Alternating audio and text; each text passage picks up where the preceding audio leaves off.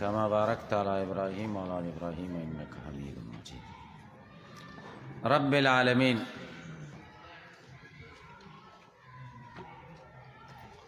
دا رب العالمین نواخلا تر آغازه پوری مالک یوم الدین. علامہ بیضاوی رحمہ اللہ سلور مباحث ذکر کئی.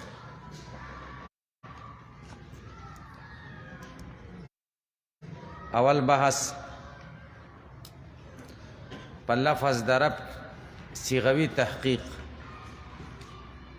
پاغے کے دو احتمالات په هر یو احتمال یو اشکال او د هغې جوابات. دویم دا چې غیر الله د پاره د رب لفظ استعمالول جایز دی او که نه دی جایز. دا به ذکر شي الرب فی الاصل بمعنی تربیه. د دې ځای نه واخله تر هغه ځای پورې چې والعالم اسم لما یعلم به. دویم بحث د عالم معنا او مراد او د دو اعتراضات و جوابات. دا به ذکر شي والعالم اسم لما يعلم به کالخاتم والقالب. د دې ځای نه تر هغه ځای پورې وقرئ رب العالمین. دریم بحث د رب العالمین د اعراب بیان ترکیب کې څه شی واقع شوی. دا به ذکر شي وقرئ رب العالمین بالنسب علی المدح. څلورم د بحث د علم کلام یوه مسله او د تسمیه په عدم جزئیت باندې د شوافیو د طرف نه جواب. دا به ذکر شي وفيه دلیل على ان الممکنات كما هي مفتقرة الى المحدث حال حدوثها فهي مفتقرة الى المبقي حال بقائها. دغه ځای پورې به ذکر شي. اول بحث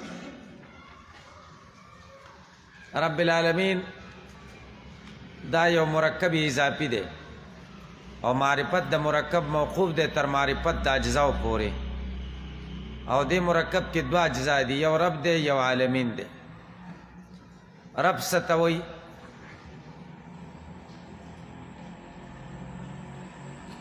او عالمین ستوي. لفظ د رب په صفاتو د الله تعالی کې جامع ترین صفت دی. د دې وجې نه د اسم ذات سره متصل ذکر کا او آغاز د کلام الله په صفات الهیو کې د رب نه وکړه. اشاره دې خبرې ته وکړه الله چې مستحق د حمد دی په اعتبار د ذات سره هم او په اعتبار د صفت سره هم.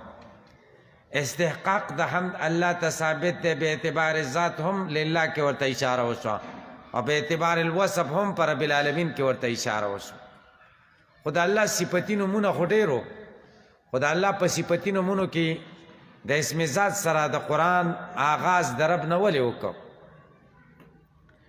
دا ځکه چې رب په ټولو صفتونو کې جامع ترین صفت دی.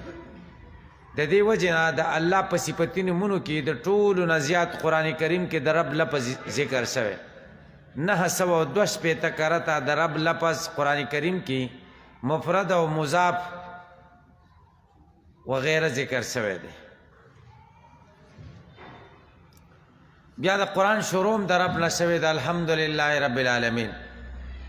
د قرآن اختتام هم د دې صفت نه شوی قل اعوذ برب الناس. د نزول ابتدا هم د دې وصف نه شوی ده اقرأ باسم ربک. د نزول اختتام هم د الله تعالی په صفاتو کې د وصف د ربوبیت نه شوی دی فسبح بحمد ربک په سورة النصر کې. تاسو پې پوه شئ په ابتدا کې چې الله جل شانه د انسانیت نه وعده اخیستې د عالم زر وعده هغه هم په وصف د ربوبیت سره شوی الست بربکم قالوا بلا. تخلیق د انسانیت ابتدا چې شوی دام د وصف د ربوبیت نه شوی. وَإِذْ قَالَ رَبُّكَ لِلْمَلَائِكَةِ إِنِّي جَاعِلٌ فِي الْأَرْضِ خَلِيفَةً. تاسو خبرې ته خیال دی دیو جنا قبر کې چې تپوس کیږي په د الله په صفات کې به د وصف د ربوبیت تپوس کیږي مر ربک تاسو په دې پوه شئ او کله چې قیامت قائم شي جنتیان جنت ته لاړ شي دوزخیان دوزخ ته لاړ شي آخری فیصلې اجمالی ذکر الله قرآن کې هلته هم وصف د ربوبیت ذکر کړی وقضی بینهم بالحق وقیل الحمد لله رب العالمین نو دا وصف د رب ډیر جامع ترین وصف دی د الله تعالی د ربوبیت وصف دا جامع وصف دی ځکه د اسم ذات نه وروسته ذکر کړ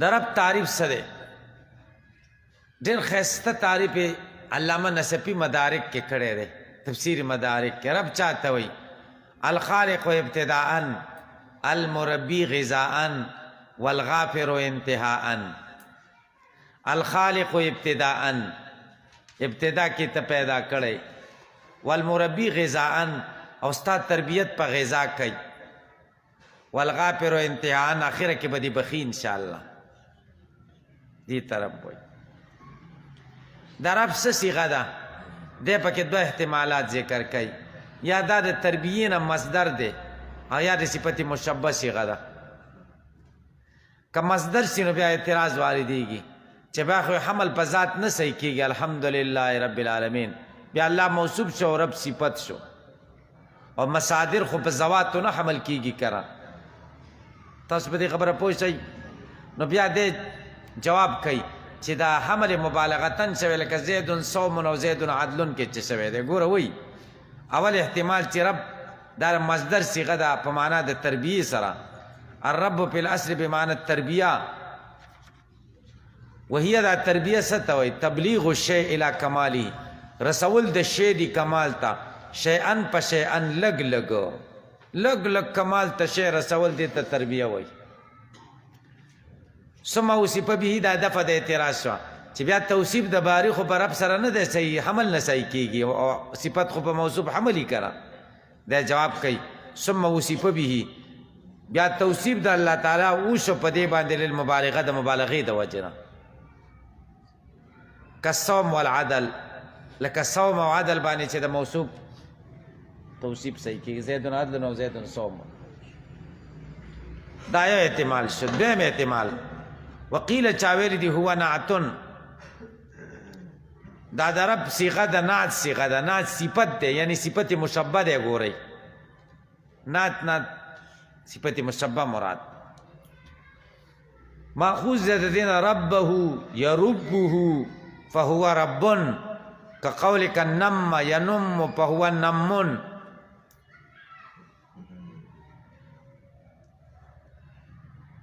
د نم پشانه ده نم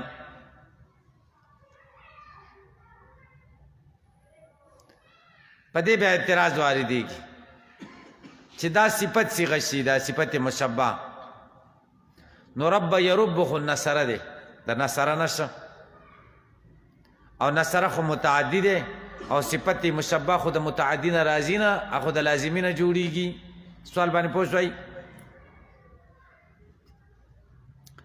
جواب دار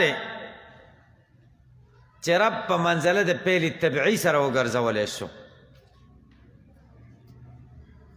کرومه ته منتقل شو او د کرومه نه بیا چې بیا صفت مشبه جوړه شو افعال سجیه تاسو په اصول اکبره کې ویلي دي افعال سجیه یعنی طبیعي افعال په صفت مشبه کې کرومه د کرومه نه نو کرومه ته منتقل شو د کرومه نه بیا صفت مشبه جوړ شو ثم سمي به المالک بیا ونوم ولې شپدې باندې مالک لانه يحفظ ما يملكه ويربيه ځکه د حفاظت د هغه څه کوي چې د سم مالک دی او د هغې پالنه او تربیت کوي ولا يطلق على غیره تعالی دا یوه بله مسله ده د رب اطلاق په غیر الله کیږي که نه کیږي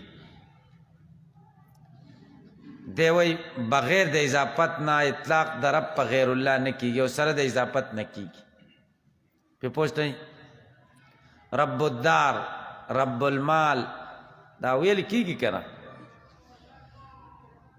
ولا یطلق اطلاق نه کیږي علی غیر تعالی غیر د الله تعالی نه الا مقیدا مگر چې مقید شي په اضافت سره که قولی تعالی کدا قول د الله تعالی ارجع الی ربک سوره یوسف کې ارجع الی ربک رب ته د لاړ شه بادشاہ ته اضافت سره رب غیر الله تویل والعالم اسم لما يعلم به دا دیم بحث دی د عالم بحث عالمین جمع د عالم ده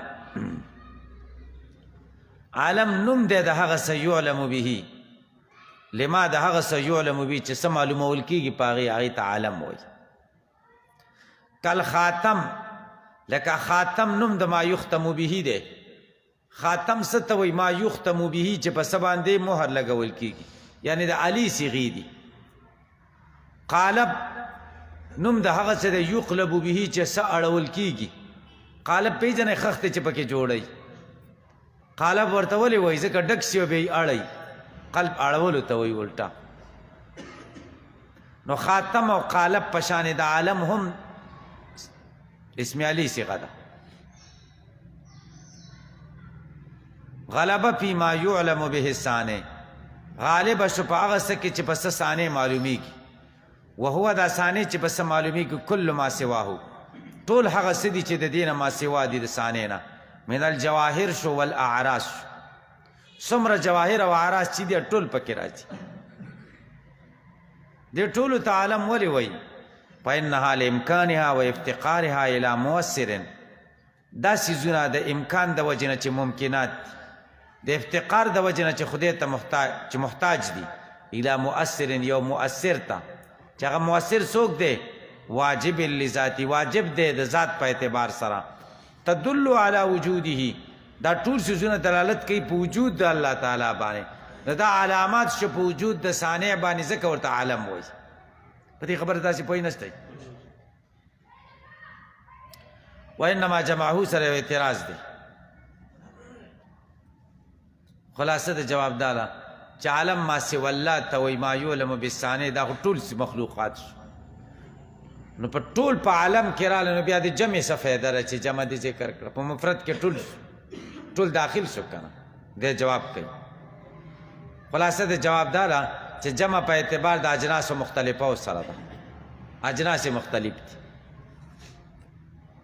وانما جمعه او جمع کدا لیشتمل چې شامل شي ما ستا تحته من الاجناس المختلفات چې لاندې د دینه مختلف اجناس دي عالم جن عالم ملائکه عالم انس عالم حیوانات عالم نباتات دا پکې شامل شي تاسې په دې پوه شئ نو جمع ځکه ذکر کړه دې کې بلې خبرې ته هم اشاره شته چې عالم د شخص نه وي عالم چې مضاف کېږي نو چا جنس ته به مضاف کېږي عالم زید عالم بکر عالم عمر داسې نشي ویل دې ځای پورې تاسې پوه شئ وغلب العقلاء منهم فجمعه بالیاء والنون دا دویم دفعه د اعتراض ده خلاصه د اعتراض دا ده چې ما سوى الله کې خو ذوي العقول هم راځي او غیر ذوي العقول هم راځي ټول پکې دي نو عالمین بیا جمع په یا او نون سره ولې کړه په یا او نون سره خو ذوي العقول دپاره جمع کېږي پې پوه شئ نو دی جواب کوي اول جواب دا دی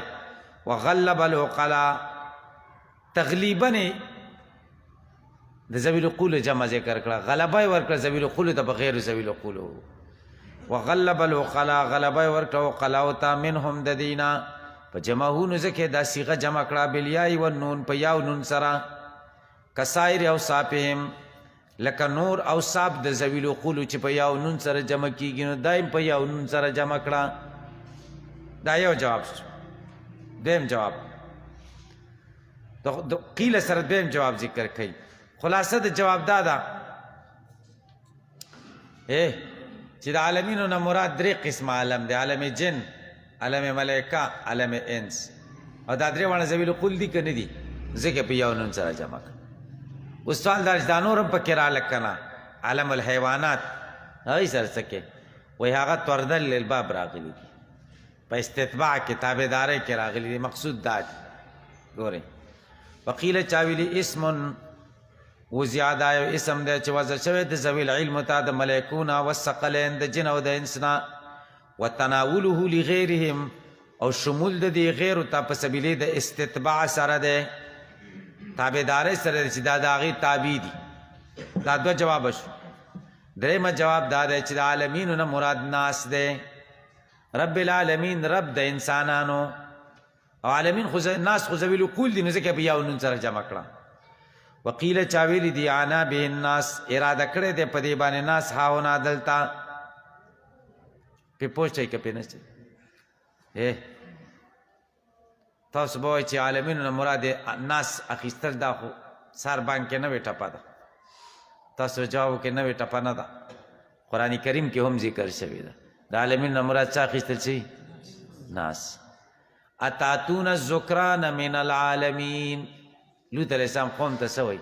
اتاتون الذکران، تاسو راځئ نارینهو ته من العالمین د انسانانو نه. عالمین نه خو جن او انس نه دی مراد که نه، د جن او د انس او د ټولو کائناتو نارینهو له خو نه راتلل که نه. پې پوه شئ؟ کله به عالمین ذکر شي مراد به تر جن او انس دواړه وي. لکه تبارک الذي نزل الفرقان على عبدي ليكون للعالمین نذیرا. عالمین مراد څه دي؟ جن او انس. نو دلته د صرف انس مراد دي. اوس سوال واردېږي چې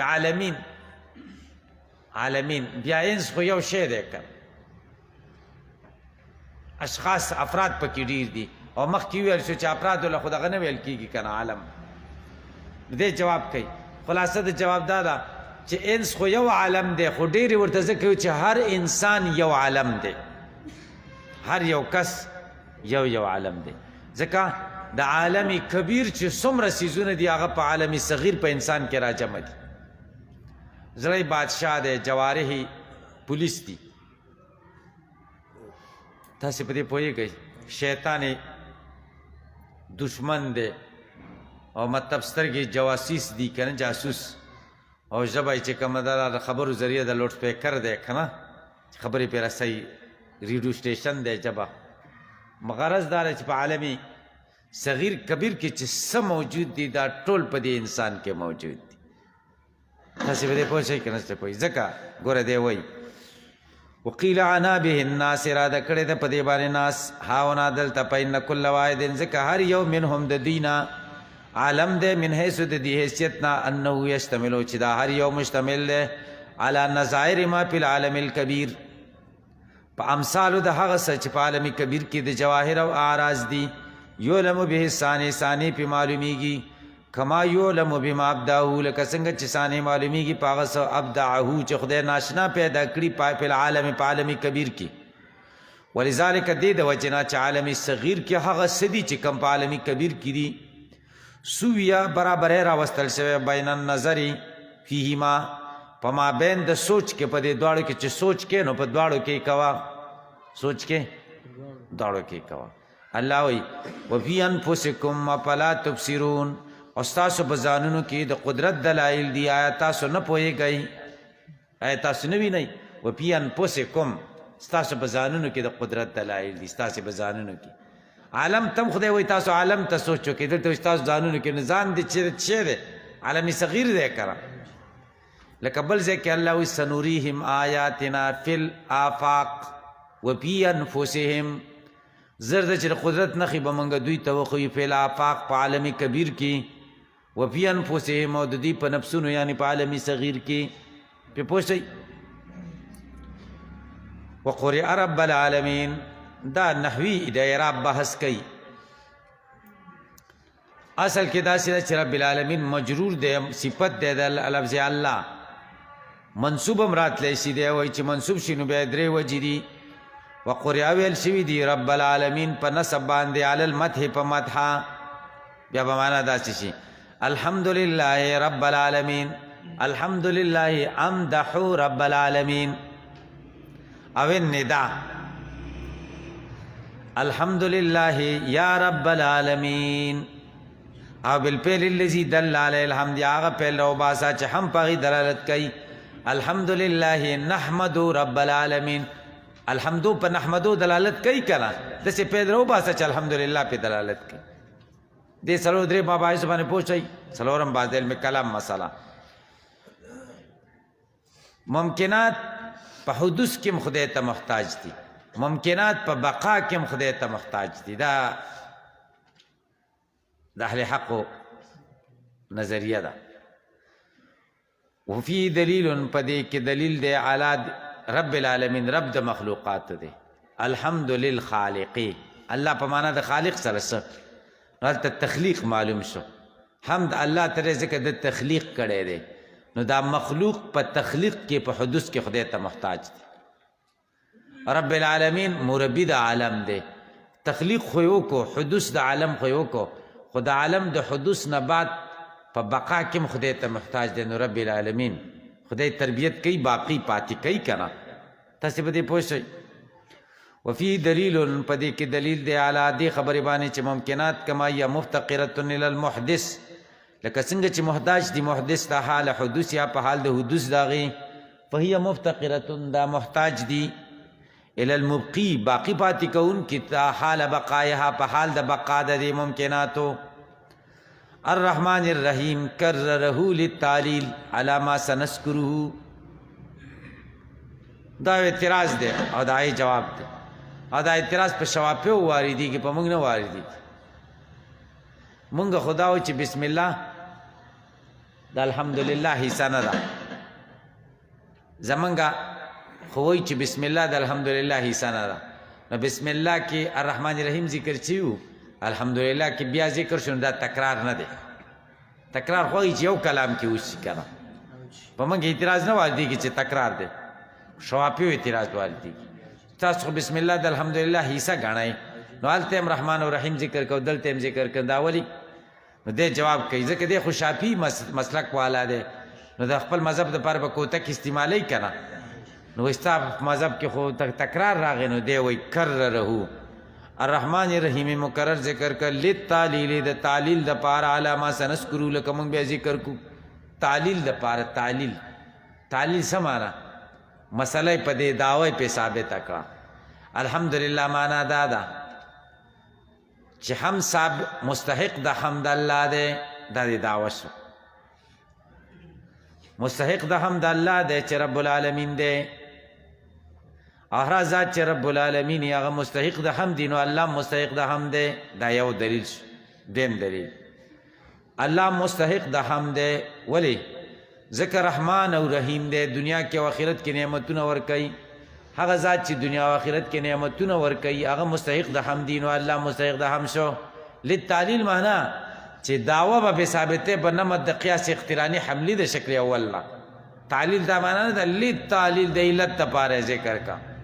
للتعلیل دا معنا چې قیاس دپاره ذکر کړی، د تعلیل دپاره چې دا د هغې دپاره علت. تاسې په دې پوه شئ. کرره مکرر ذکر کا للتعلیل د تعلیل دپاره. تعلیل پکې ولې راځي؟ ځکه ترتب د حکم په یو موصوف سره وشو، چې موصوف بې وصفین دی. او تاسو ویلي دي چې ترتب د حکم په یو موصوف بالوصف وشي، نو په دې کې اشعار او آګاهي د دې خبرې وي چې دا وصف علت د دې حکم دپاره دی. یو سړي ته ووایي اکرم زیدن العالمه، دغه زید عالم عزت وکړه.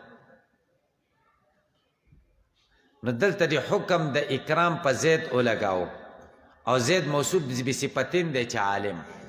نو آګاهي دې په دې خبره باندې ورکړه چې علت د اکرام څه شی دی؟ علم دی. نو دلته دی د هم اختصاص د الله پورې وکړه، ځکه د نه اختصاص معلومیږي. هم صفات د خدای توب خاص دي د الله پورې. کم الله پورې چې رب العالمین دی او رحمان او رحیم دی. نو حکم د اختصاص وکړه، د هم د اختصاص د هم، او په داسې ذات باندې چې هغه موصوف بصفتین شو چې رحمان او رحیم دی. نو اشاره دې خبرې ته وشوه چې دا رحمان او رحیم د دغه حکم دپاره علت دی. لتعلیل باندې پوه شئ. دا حکم ورته دا وصف ورته علت دی. مالک یوم الدین بس دی. درود شریف اللهم صل علی